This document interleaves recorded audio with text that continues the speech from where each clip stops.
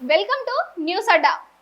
రూపాయలు 1.10 లక్షలు మొత్తం 10 రూపాయల నాణాలే బస్తలో తీసుకెళ్లి మరి బైక్ కొనుగోలు చేసిన వ్యక్తి.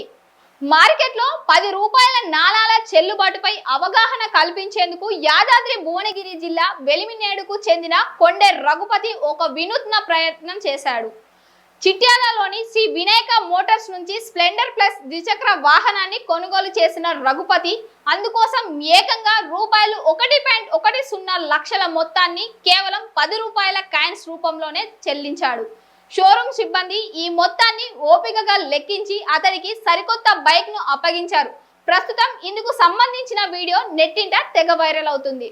సాధారణంగా ఎవరైనా కొత్త బైక్ లేదా కారు కొనుగోలు చేయాలనుకుంటే ఆన్లైన్ ట్రాన్సాక్షన్లు చేస్తారు లేదా కరెన్సీ నోట్లను కట్టల రూపంలో షోరూమ్ నిర్వాహకులకు అందజేస్తారు. కానీ యాదాద్రి భువనగిరి జిల్లాలోని ఓ వ్యక్తి మాత్రం ఇందుకు భిన్నంగా సరికొత్త ఆలోచనతో ముందుకొచ్చాడు.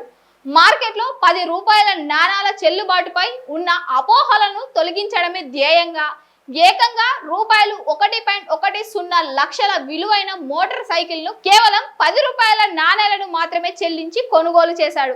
ముఖ్యంగా బస్తాల్లో నాణేలను వేసుకువచ్చి మరీ కుప్పగా పోశాడు.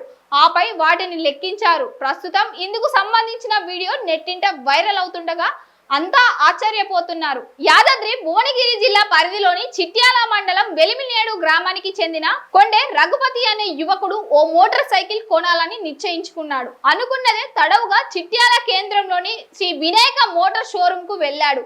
అక్కడ తనకు నచ్చిన సరికొత్త స్ప్లెండర్ ప్లస్ బైక్ ను సెలెక్ట్ చేసుకున్నాడు. అయితే బిల్లు చెల్లించే సమయం వచ్చేసరికి రఘుపతి తన వెంట తెచ్చుకున్న సంచులను షోరూమ్ సిబ్బంది ముందు ఉంచాడు. వాటిని తెరిచి చూసిన సిబ్బంది ఒక్కసారిగా ఆశ్చర్యపోయారు.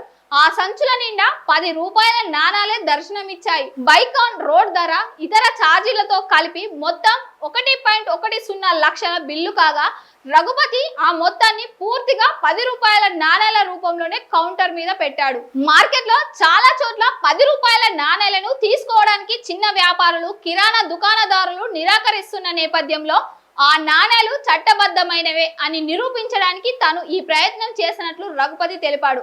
కస్టమర్ ఉద్దేశాన్ని, అతడి వినూత్న ప్రయత్నాన్ని అర్థం చేసుకున్న శ్రీ వినాయక మోటార్స్ యాజమాన్యం ఏమాత్రం అసహనం ప్రదర్శించకుండా ఆ నాణేలను స్వీకరించేందుకు అంగీకరించింది. ఆ తరువాత షోరూమ్ సిబ్బంది అంతా కలిసి శ్రమ అనుకోకుండా కొన్ని గంటల పాటు కూర్చొని ఆ 10 రూపాయల నాణాలన్నింటినీ ఖచ్చితంగా లెక్కించారు. మొత్తం 1.10 లక్షల కాయిన్స్ సరిగ్గా సరిపోవడంతో రఘుపతికి బైక్ తాళాలను అందజేసి అభినందించారు.